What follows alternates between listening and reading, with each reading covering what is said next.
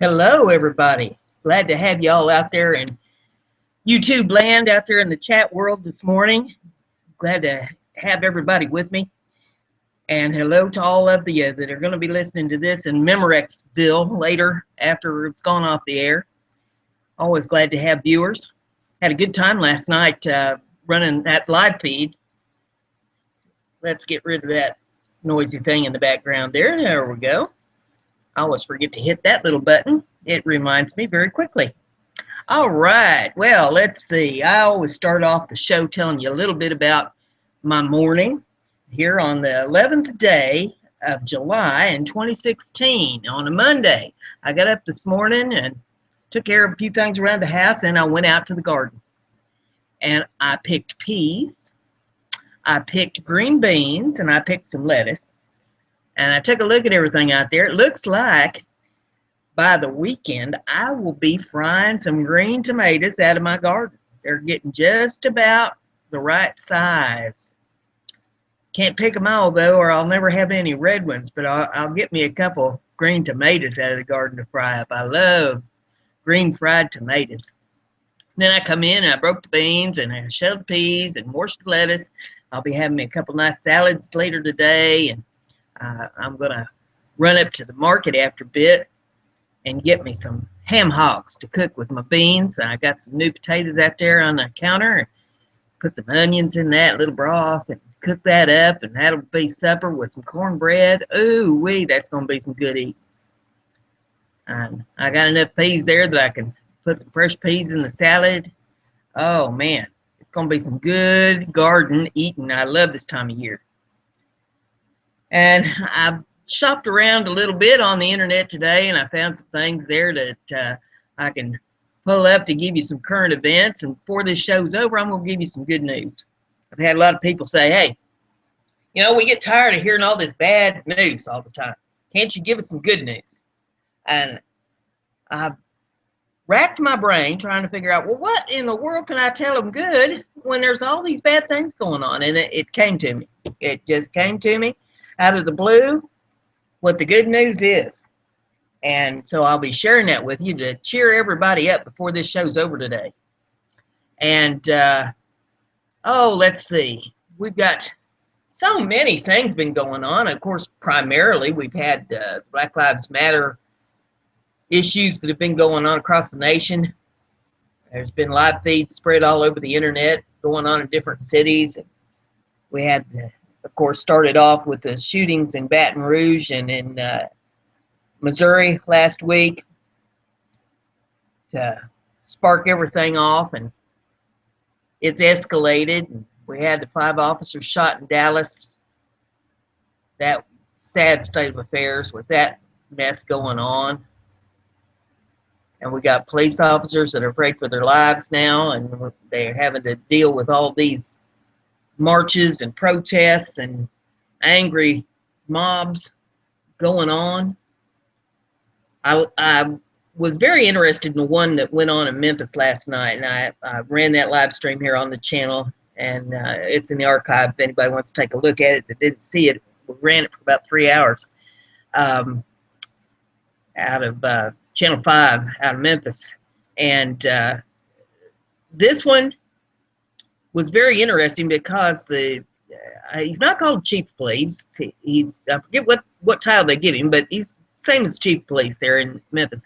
He handled it a little bit differently. He went and they blocked a bridge out on I-40 in Memphis, and so he went and talked to protesters and marched them down to the FedEx Forum in the middle of Memphis there, and he didn't march them all down, though. There was a bunch of them that stayed up there on the bridge, blocking the bridge. And so he got everybody calmed down there at the forum that he had with him, and he told them, hey, here's what we're going to do. We'll have a meeting tomorrow. And they set it all up for 4 o'clock. It'd be today now, but 4 o'clock today, they're going to have a meeting with the mayor and representatives and a whole bunch of people to try to iron out what some of the difficulties are and what some of the grievances are of the protesters to try to make the city a better place. And he said, now, if you all want to help me out a little bit here, here's what I'd like for you to do. Let's have 30 days with no killing. 30 days, no killing. And everybody kind of jumped on that bandwagon that was around him. But it was a little different group up there on the bridge.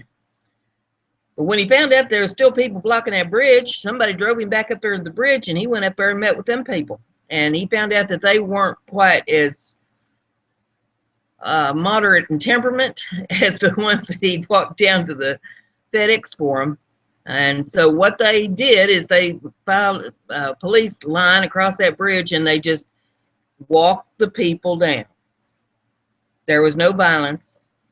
There was no shooting. There was no knifing. There was no beating each other up. No tear gas, nothing. They marched them down off that bridge and opened up the highway so people could pass. But people have been stuck up there on that bridge for 6-7 hours trying to get into Memphis. It was quite a mess that they had going on up there. But he told him, he says, now listen, we're not going to solve anything like this. What we're going to have to do is sit down and iron out our difficulties. We can't do that up here on this bridge. We have to open this bridge up and let people through. And that was very difficult for the protesters to comprehend, apparently. And he finally asked one of them there on camera, he says, what is it exactly that I can give you to get you down off this bridge tonight? And the protester said, justice.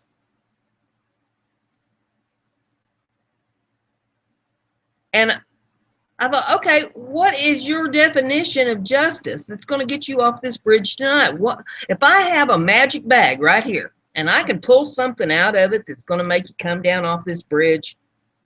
What exactly is it?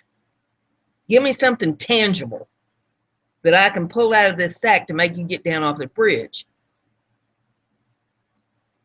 Justice is going to take time. You have to go through the system to get justice.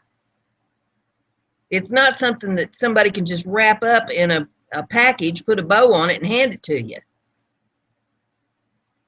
It's something that has to be worked on by every individual. Not you can't have the police chief hand you justice. You have to get justice in your own community.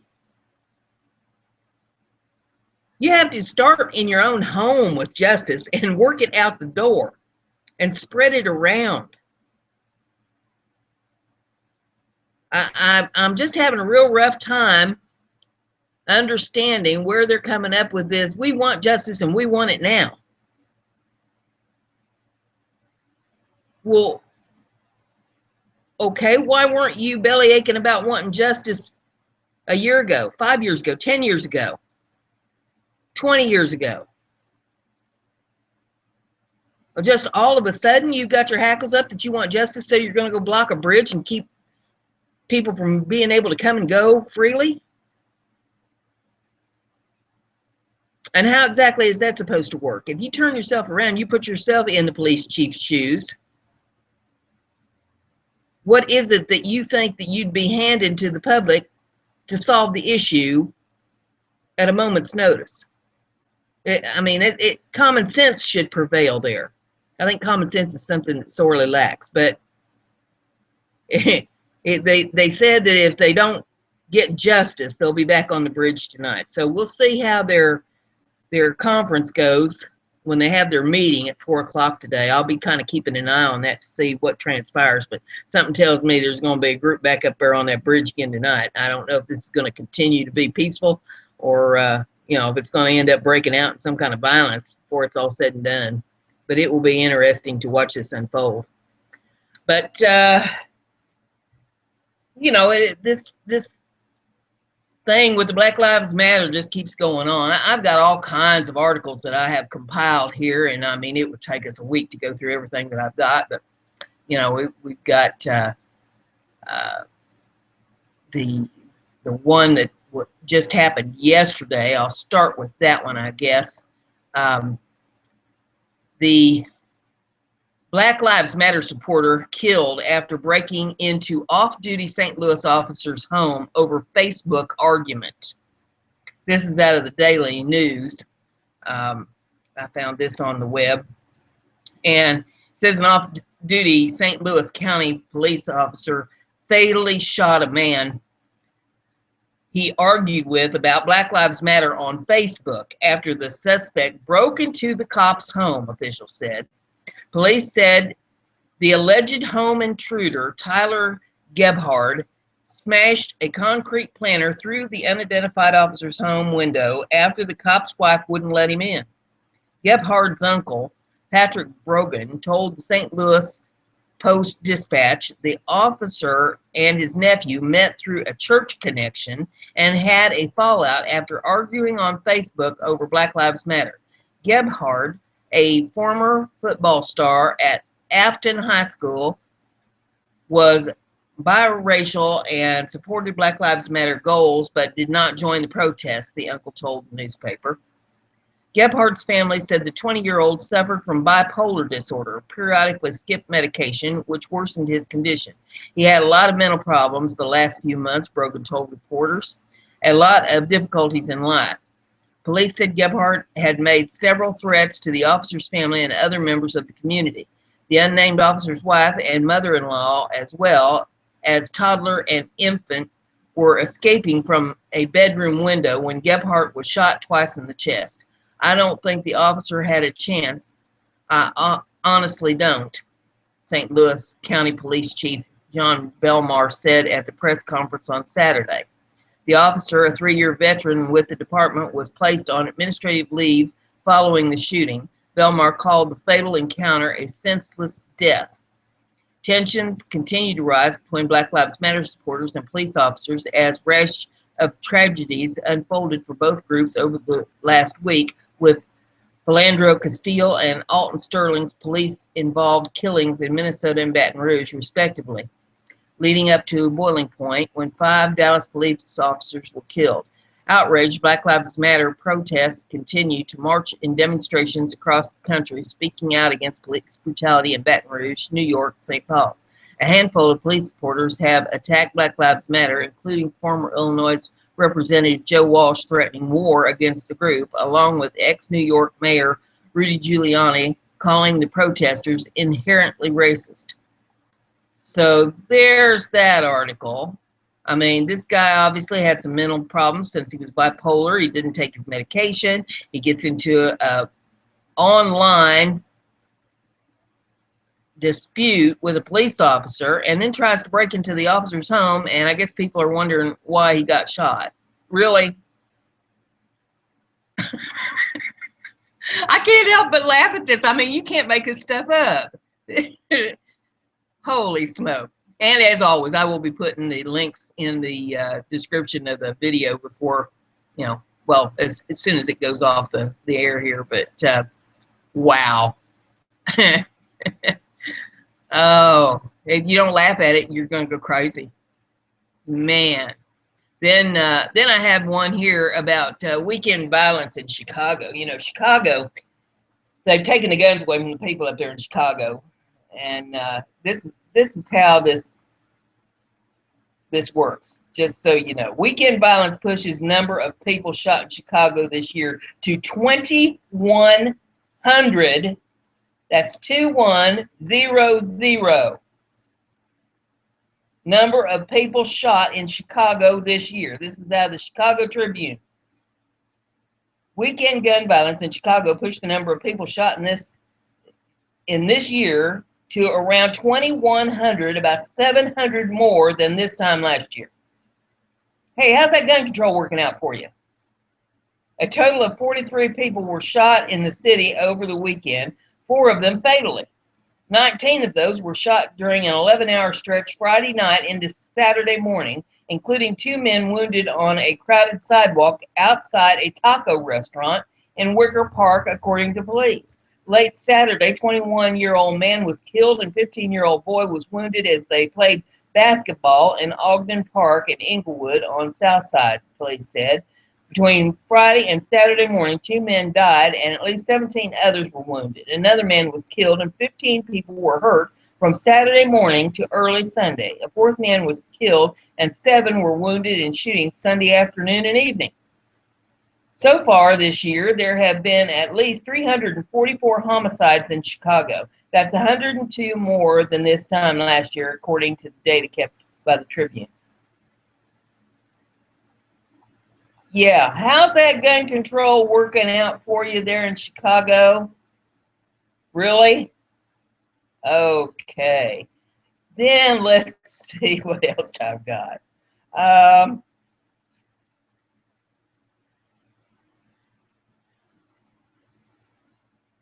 well, I found this one interesting. This is not real news, but it or real breaking news. This happened about a week ago, but I found it interesting nonetheless. It's something I haven't heard anybody talking about. This is out of the political ear, listening in on American politics, and it says breaking: armed patriots have raided a terrorist training camp in Virginia. It says since Barack Obama seems to want to regard ISIS as a non-entity, almost, it seems that it's up to people like you and me to still give a damn about the country we live in, to take up for her and keep her safe from the thugs that wish to do harm.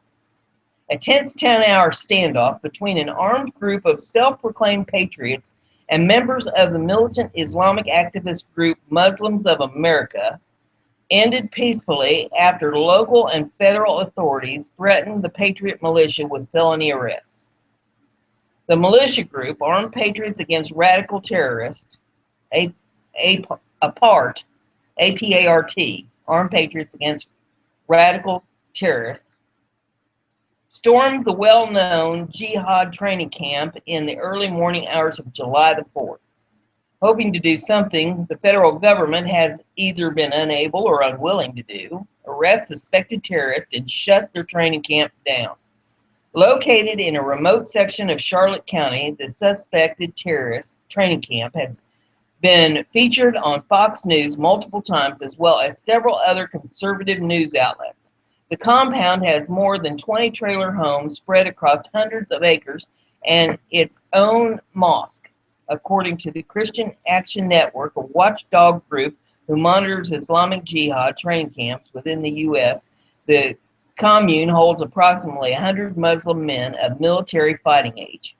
We've been keeping around-the-clock surveillance on the compound, said APART leader Rob Remus. Our intel led us to believe that they were plotting an attack on our nation's birthday. Since our government refuses to act, we took it upon ourselves to protect the country we love.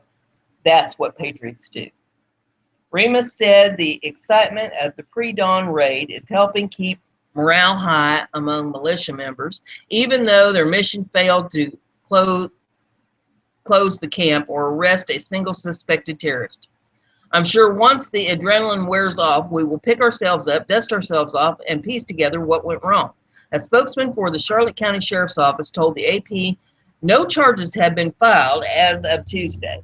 These people are American citizens, have broken no laws, and there is absolutely no reason for this rogue militia group to harass them in any way, the spokesperson said.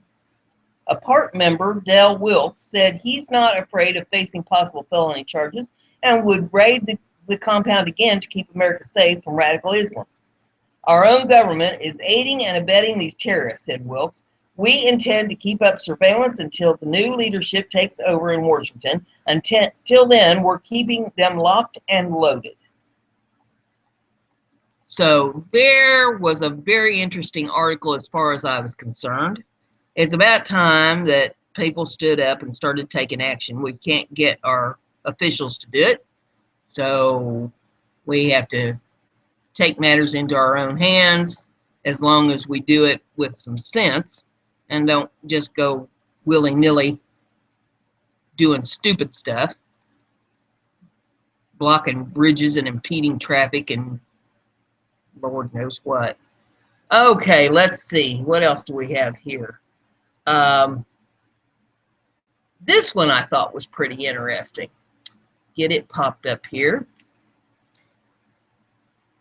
It's called, well, let's start with this. It's out of the Prepper Journal. When the Music Stops, How America's Cities May Explode in Violence. In response to recent articles in the mainstream military journals discussing the use of U.S. Army to quell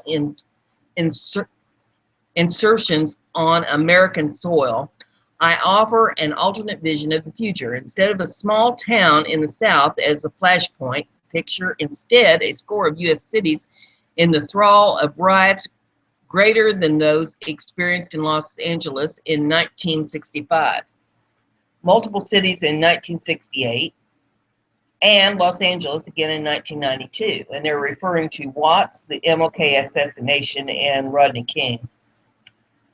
The New Yorker can imagine the 1977 blackout looting or the 1991 Crown Heights disturbance. In fact, the proximate spark of the next round of major riots in America could be any from long list of cribbed from our history.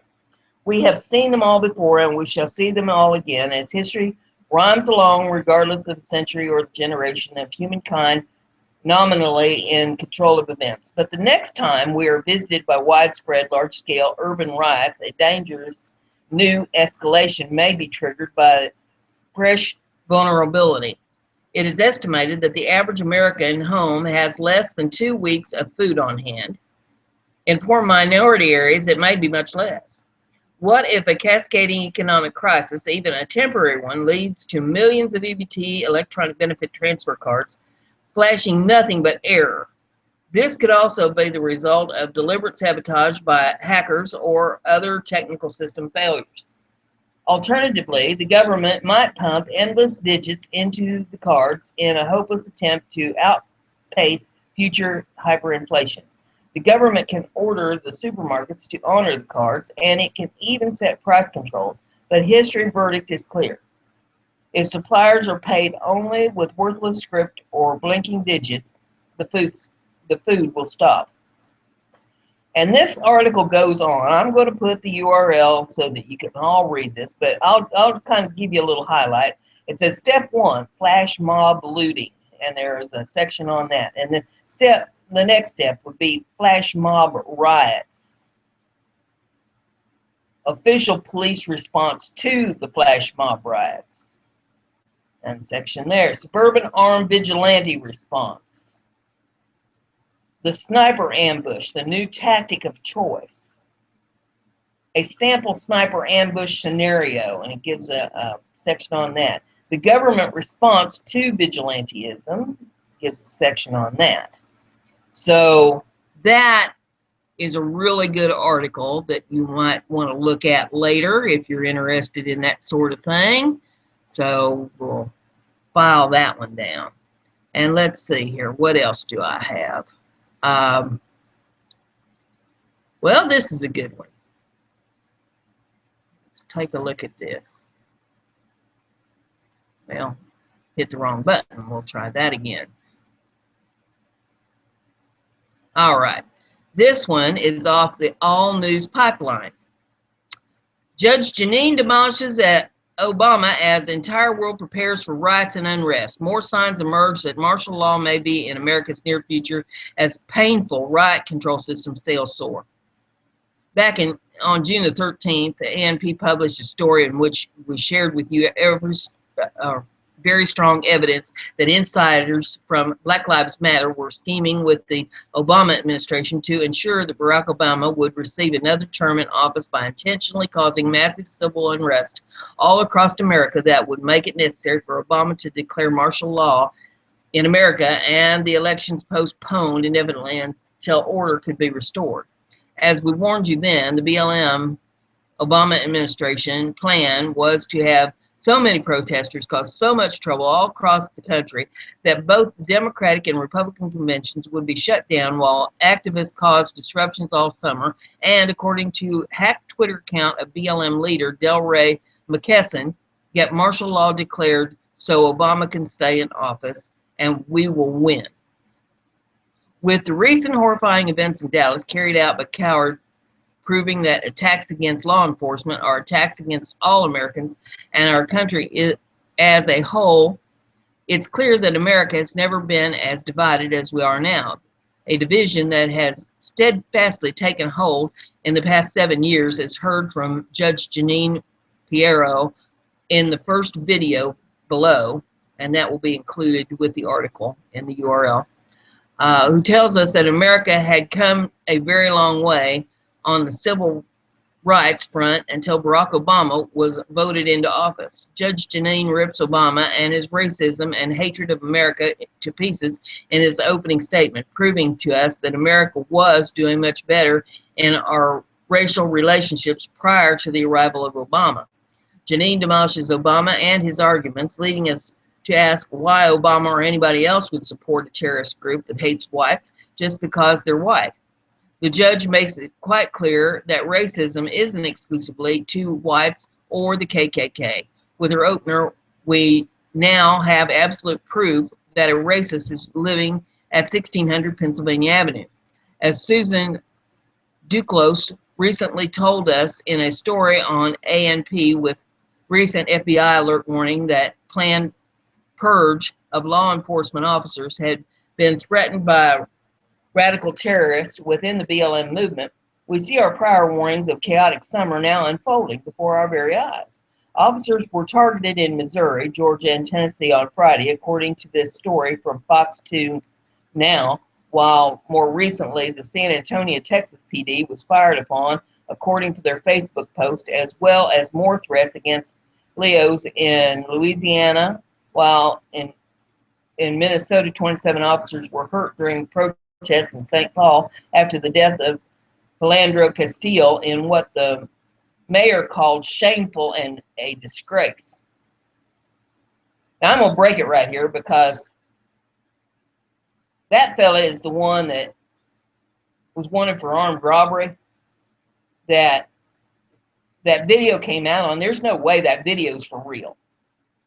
And if you don't believe me, you need to go over to Call of Duty Goddess's channel and check out the video she did on that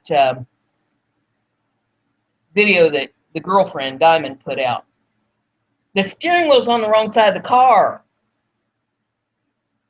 Pay attention. I mean, the whole thing was, that whole video was fake. There's no way that was for real.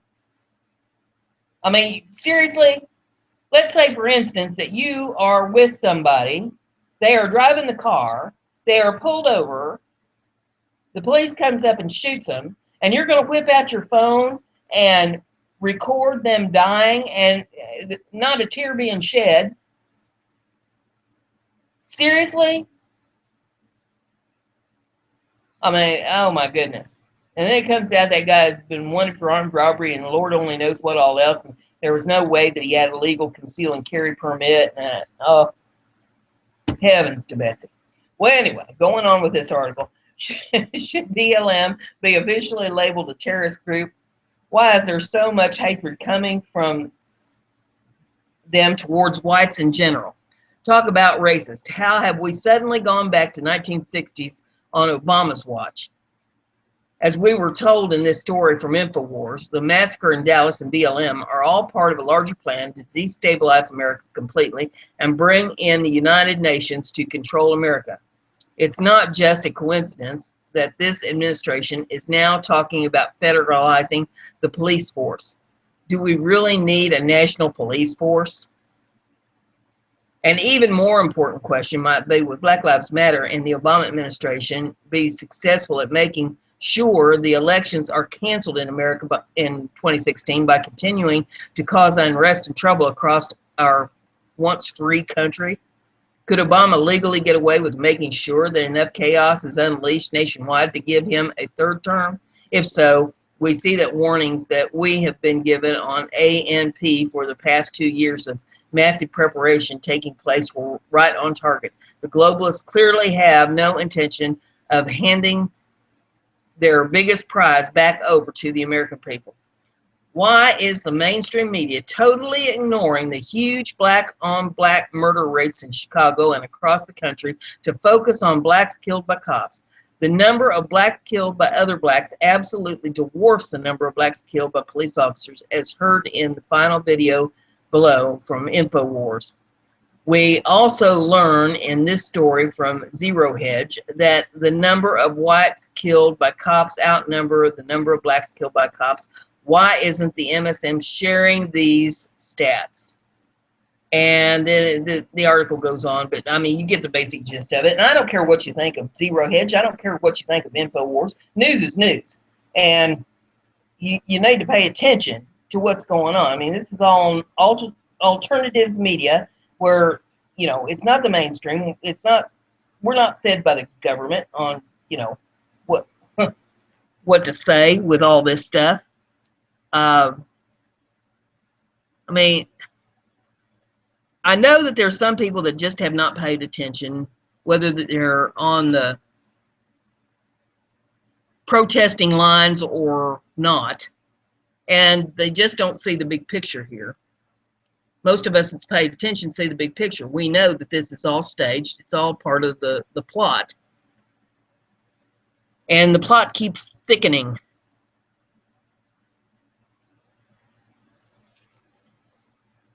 So that one I'll pull down here so that I can put that in the URL file for the video.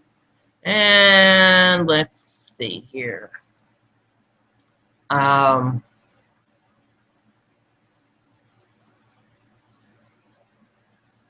Well, this was pretty good. I'll get it to come up. Delray McKesson, Black Lives Matter activist. He was arrested in Baton Rouge. This is in USA Today. And he was also released. I thought that was just very fascinating. Well, this page keeps flipping around on me. Let's see if I can get it to stay up here. Get the article to come up. Here we go. Prominent civil rights activist and Black Lives Matter leader was released from Baton Rouge, Louisiana jail on Sunday afternoon, hours after he and more than 100 others spent the night in jail following their arrest and while protesting the shooting death of a black man by police. Delray McKesson was released on bond Sunday afternoon, the Associated Press reported. He said he planned to return to the protest Sunday night, telling the New York Times the police want protesters to be too afraid to protest. He said he was confident that the arrest was unlawful.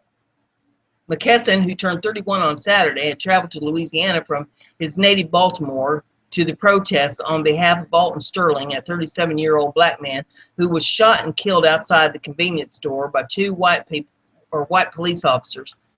Video of the shooting, which took place in Baton Rouge on Tuesday, was posted online and set off angry protests.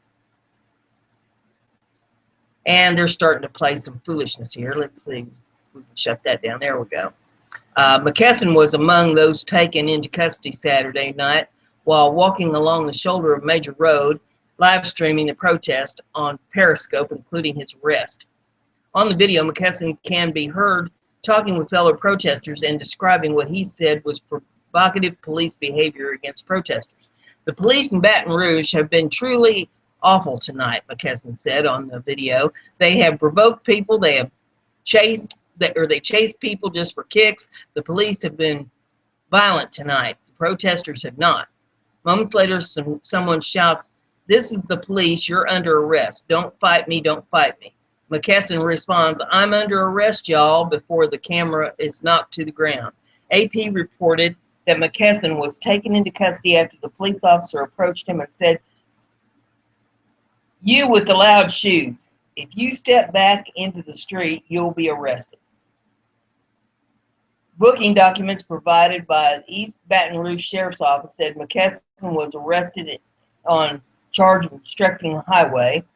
An affidavit of probate cause filed by police says McKesson intentionally placed himself on the road after protesters were repeatedly warned by a police loudspeaker to remain on private property or the curb.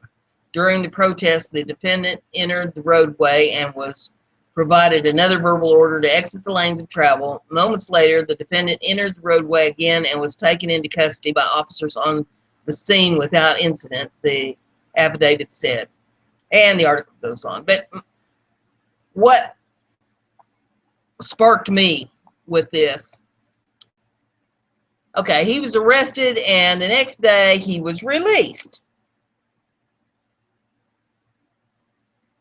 He got bond and got out. Now, we still have patriots in prison in Oregon that were arrested the end of January for a peaceful protest. And here it is then, we're, middle of July, with really no end in sight to when these people are going to be getting out of jail.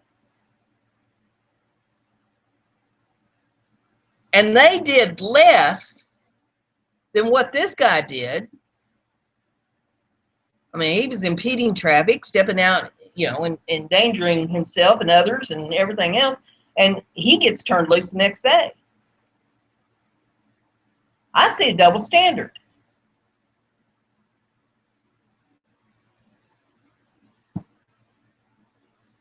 I don't think I'm alone in that, but that's what I see.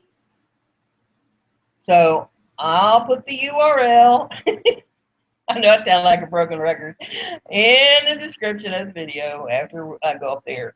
Oh gosh, let's see.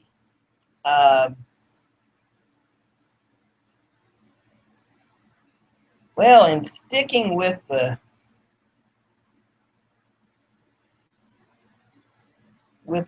basic topic of the day, this is out of BPR, BizPac Review.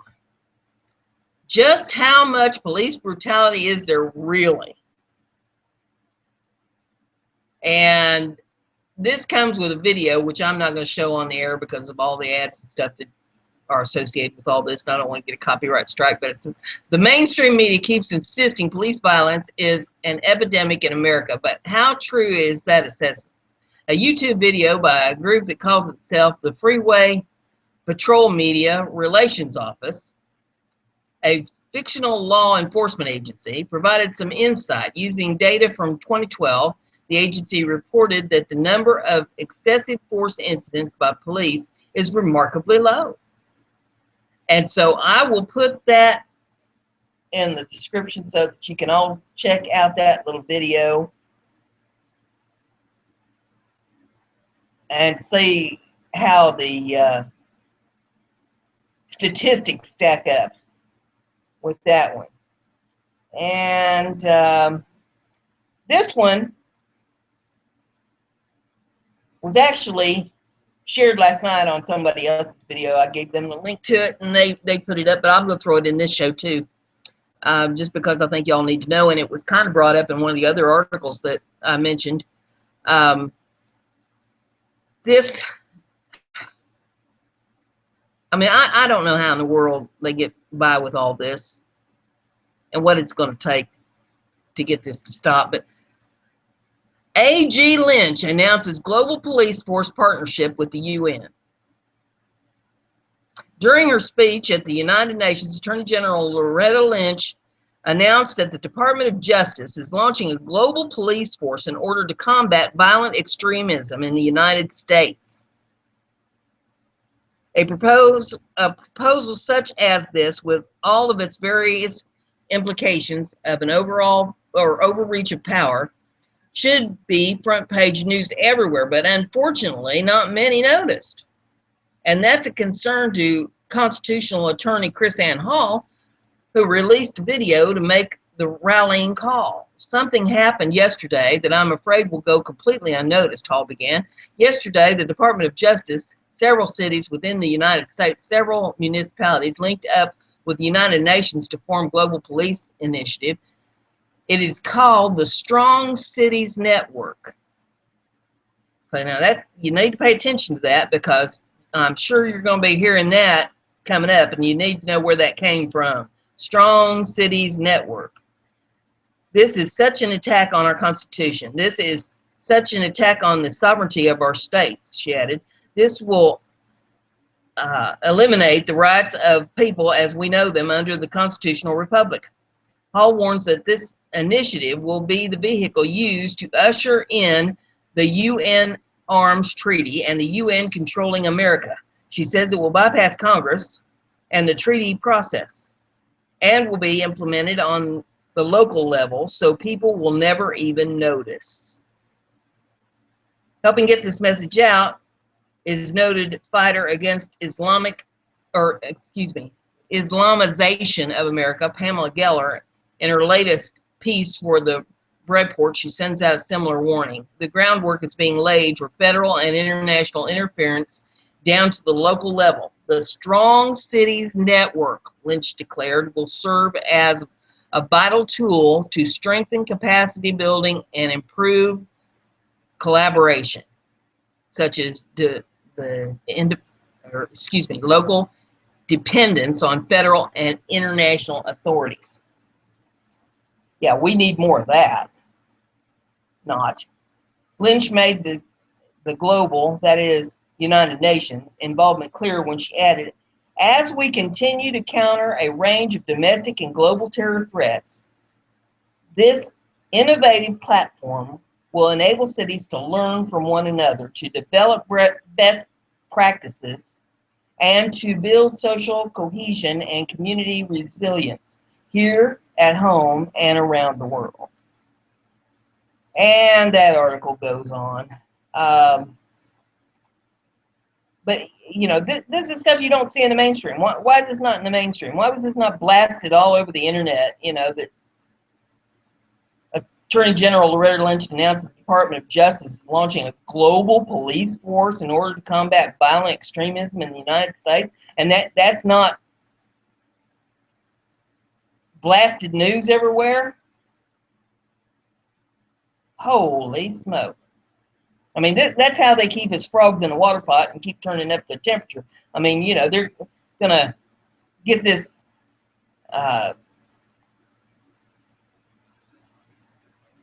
deal pushed on through by telling us that it's good for us.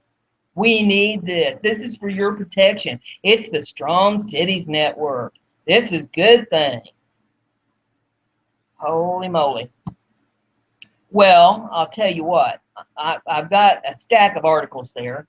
It's going to give you enough perusing to do if you want to do research on any of that, to keep you busy for a while. But I promised you something at the beginning of the video. I told you that I was going to give you some good news before the end of the show. And that I am going to do. It occurred to me, you know, people say, why don't you bring some good news? Why don't you tell us, you know, something good and tell us all this bad stuff? And I've even had them say to me, why don't you give us solutions to this? That'd be great. Well, I'll tell you what, if I had solutions to it, I wouldn't be on YouTube. I'd have me some high-paying job someplace. And I'd be far more than a YouTube host. I don't have a crystal ball here that I can wave my hand over and give you solutions to all the problems. That starts at home. That starts with the face in the mirror. You have to look at the face in the mirror and you have to start figuring out how you are going to solve the problems in your world, in your environment, in your home and your community. It starts with you.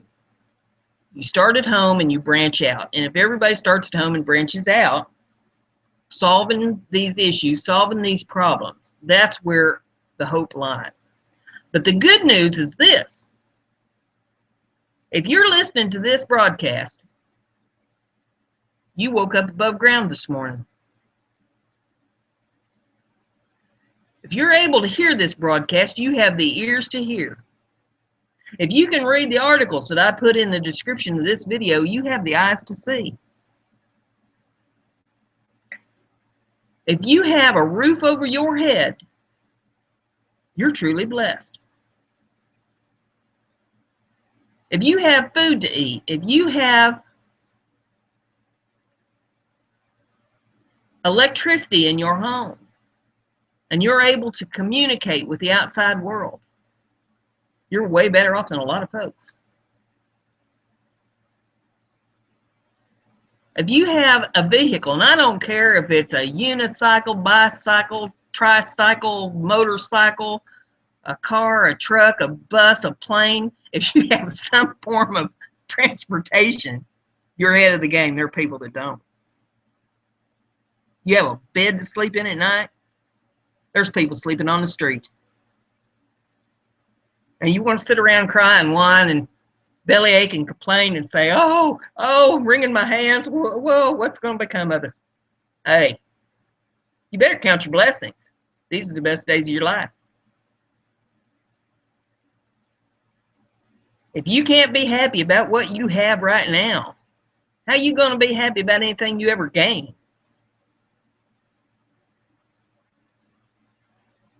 That's the good news. The good news is that you're kicking, you're alive, you're able to do something. You're able to educate yourself. You're able to help those around you. That's the good news. Instead of sitting around and crying and whining about everything that goes on, how about you be happy about what you've got? And if you're happy about what you've got, why don't you look around and see if there's anybody that hasn't got something that you've got and try to help them get it. Get one like it. Give them a hand up. Make yourself useful. Don't be out now impeding traffic. I wonder, I'm humorous. I find humor in things that other people would probably slap me for, but I think, how many of those folks was out on that bridge last night had their mama tell them to go out and play in traffic before they went up there?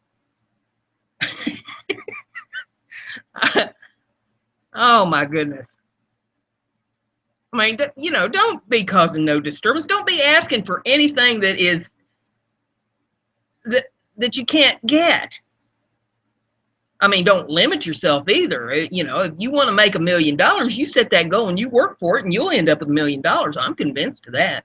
Whatever it is that you want, if you want it bad enough to work for it, you'll manifest it into your life. But you have to be determined. But don't say, I want justice and I want it now. I mean, let's be realistic. I mean, does anybody ever really have justice, really, when you get right down to it? I mean, I know that some people feel like they have been held down, that they haven't had the same opportunities as everybody else. But I think a lot of the opportunities you can make happen for yourself if you're determined to make them happen. And don't expect somebody just to hand it to you on a silver platter. I was always told that anything worth having is worth working for. Sometimes you got to work for it. Most of the time you got to work for it. And that's the good news. You're able to work for it. There are those that can't. If you're able to stand up and walk out of the room, you're better off than some people that got their legs blowed off out in the war.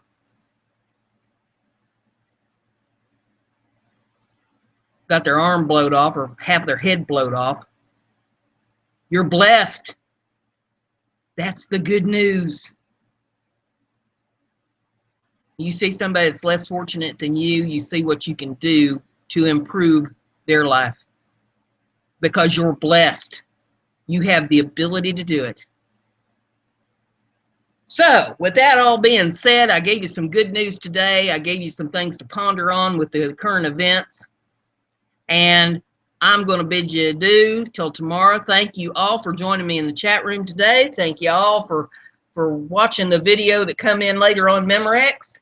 And with that, I hope you have a wonderful afternoon, beautiful sunshiny day, nice breeze blowing. Go out and stick your feet in the grass and breathe because you're able to. Bye.